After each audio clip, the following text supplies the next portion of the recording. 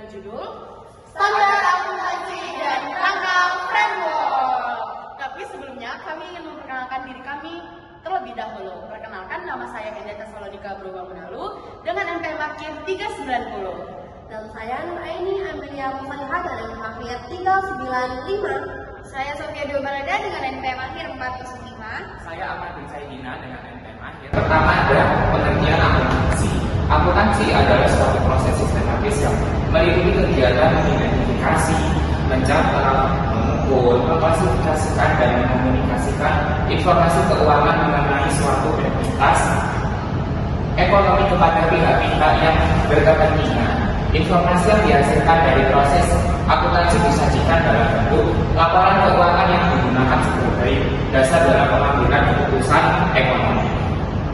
Dengan demikian, akuntansi berfungsi sebagai alat komunikasi bisnis yang memberikan gambaran mengenai kondisi dan kinerja keuangan suatu usaha. Selanjutnya yaitu laporan keuangan.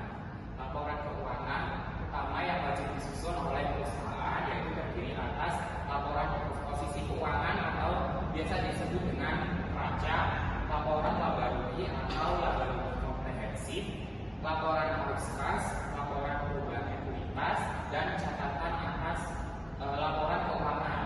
Nah, ada informasi tambahan yaitu selain laporan utama tersebut, pelaporan keuangan juga dapat mencakup informasi tambahan seperti surat direktur, prospektus, laporan kepada pemerintah, siaran pers, proyeksi keuangan, serta laporan dampak lingkungan. Informasi tambahan ini berfungsi untuk memberikan gambaran yang lebih komprehensif mengenai kondisi, prospek, dan tanggung jawab sosial perusahaan.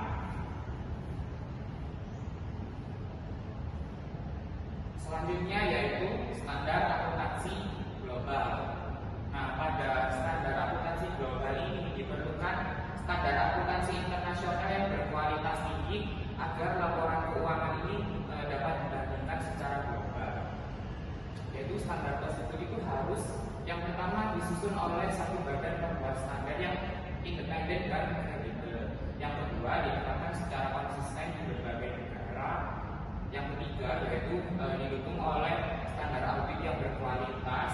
Yang keempat menggunakan sistem pelaporan yang sama seperti XBRL untuk meningkatkan aksesibilitas dan keterbandingan informasi. Selanjutnya didukung oleh tata kelola perusahaan dan kerangka hukum yang selaras. Dan yang terakhir disertai pendidikan dan pelatihan yang memadai bagi para pelaku usaha agar standar dapat diterapkan secara efektif. Adapun tujuan pelaporan keuangan. Tujuan utama pelaporan keuangan adalah menyajikan informasi keuangan yang berguna bagi para pengguna dalam membuat keputusan ekonomi. Laporan keuangan yang bersifat umum (general purpose financial statement) terutama ditujukan untuk pihak eksternal, bukan hanya untuk manajemen perusahaan. Adapun pihak eksternal meliputi 1. investor, 2. kreditur, 3. pemasok, 4. pemerintah, dan yang terakhir pihak lain yang berkepentingan terhadap kondisi keuangan perusahaan. Organisasi penetap standar akuntansi internasional. Dalam sistem pelaporan keuangan global, terdapat organisasi yang berperan dalam menyusun dan mendukung penerapan standar akuntansi internasional.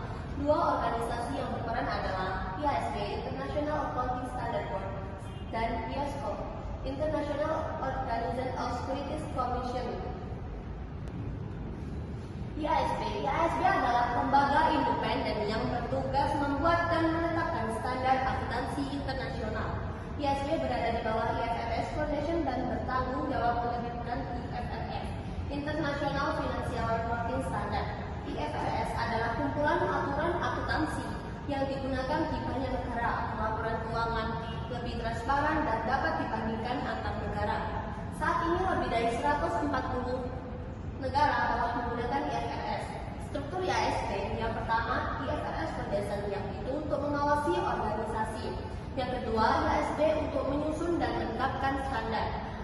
Dan IFRS Advisory Council untuk memberi saran, dan IFRS Interpretation Committee untuk menafsirkan standar. Semua bagian ini memastikan standar tetap independen dan objektif. Kita lanjut untuk IOSCO. IOSCO adalah organisasi internasional yang anggotanya terdiri dari regulator, pasar modal dari berbagai negara. Berbeda dengan IASB, IOSCO tidak membuat standar akuntansi, namun IOSCO mendukung penggunaan IFRS di pasar modal dunia. Tugas utama IOSCO ada 3. Yang pertama, membantu menciptakan pasar modal yang transparan.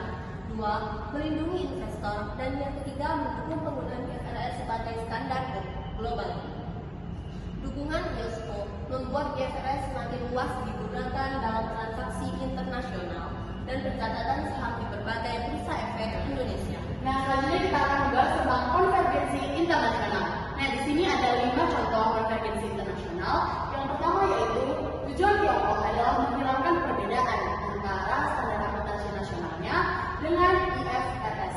Nah, selanjutnya yang kedua yaitu Jepang Video mengizinkan penggunaan IFRS untuk perusahaan domestik.